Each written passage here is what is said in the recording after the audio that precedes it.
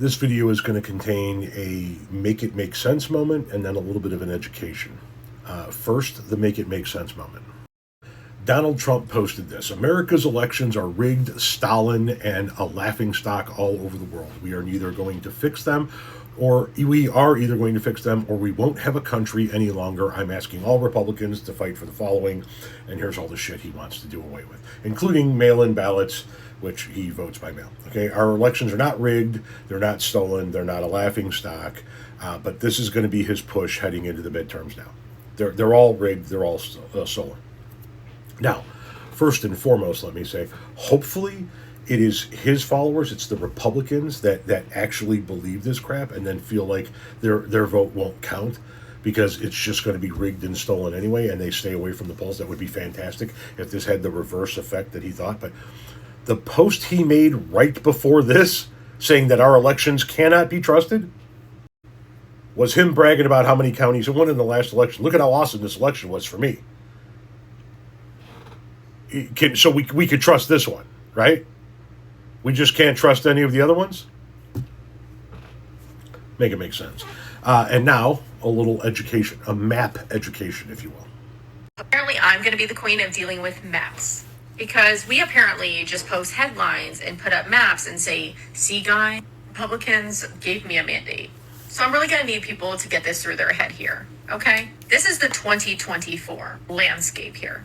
Up top, what you'll find is the post that he had with the map that he put where he said, mandate. I cut off what he said because it was a whole bunch of hooky-doo. And over there, I put up the density of that map based on population and what they voted for, okay? But then I knew that small-minded people that were going to try to come for me were not going to understand that in a population density map. So then we put a population density map here for you to understand. As you can see, if you just look at these two maps here, let me blow them up for you. Hope that's better for you. So if you can see this map matches up with, I don't know, the populated Democratic areas of all of these states, right? And as you can see, like a lot of the population tends to vote blue. And a lot of the land that you guys like to show here with the not population density of people, yeah, that doesn't really vote because as we know, land doesn't vote, okay?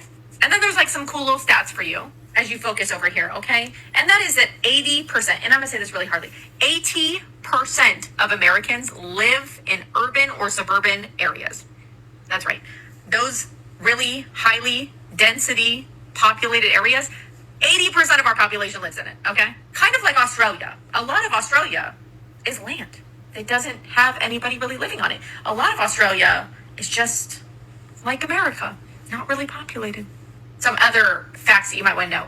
Blue counties may be small in size, but they contain millions of voters, okay? Let that sink in for you. Millions of voters.